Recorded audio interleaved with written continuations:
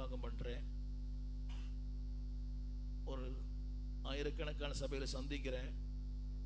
அநேக சொல்கிற வார்த்தை என்ன தெரியுமா? பாஸ்டர், உள்ளே இருக்க முடியல, வெளியே போக முடியல அப்படின்னாங்க. சமீபத்தில் நான் பாளையங்கோட்டையில் ஒரு பெரிய சபையில் பேசினேன். இது உண்மை. பாளையங்கோட்டைன்னு சொன்னாலே இட் இஸ் ஆக்ஸ்போர்ட் யூனிவர்சிட்டி, ஒரு பெரிய பல்கலை. அங்கே எல்லாமே படித்தவங்க.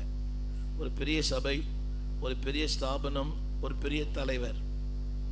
அந்த அம்மா சொன்னாங்க, கூட்டம் முடிஞ்ச பிறகு, நீண்ட நாளைக்கு பிறகு நல்ல ஒரு செய்தி கேட்டேன் அப்படின்னாங்க.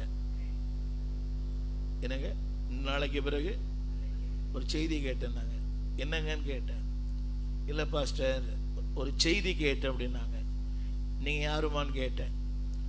நான் அந்த கல்லூரியில் PhD ப்ரொஃபஸராக இருக்கிறேன். நாங்கள்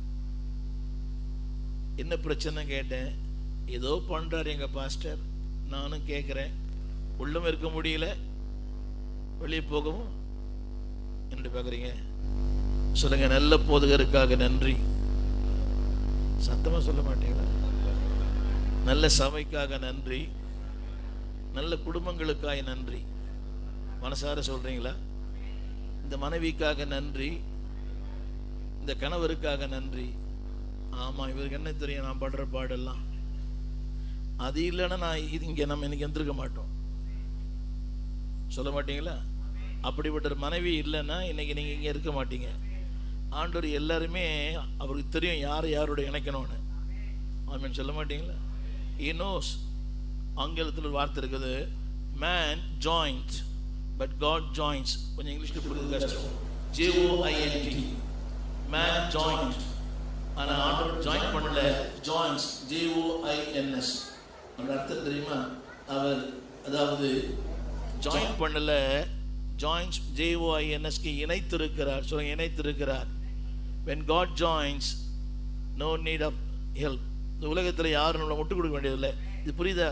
இது ஜாயிண்ட். இதெல்லாம் இந்த சட்டை ஒரு ஜாயிண்ட் தான், அப்படியே முழுசாக இருக்குது. ஆனால் தேவன் அப்படி பண்ணலை. சொல்லுங்க, நல்ல குடும்பம் கொடுத்துருக்கிறார். சத்தமா மனசார சொல்ல மாட்டேறீங்க பார்த்தீங்களா? என் கணவருக்காக நன்றி.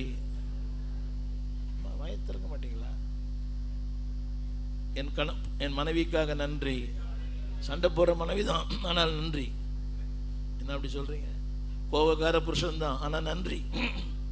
சத்தமா சொல்லுங்க. ஏன் தெரியுமா? உங்களை வச்சு அவர் உருவாக்குறார், அவர் வச்சு உங்களை உருவாக்குறார். என்னடி பார்க்குறீங்க? நான் அடிக்கடி கேட்பேன் ஆண்டவர்கிட்ட, ஆண்டவரே நான் ஒரு தப்பும் பண்ணலையே ஆண்டவரே, இவனையே எனக்கு விசுவாசியாக கொடுத்தீங்கன்னு.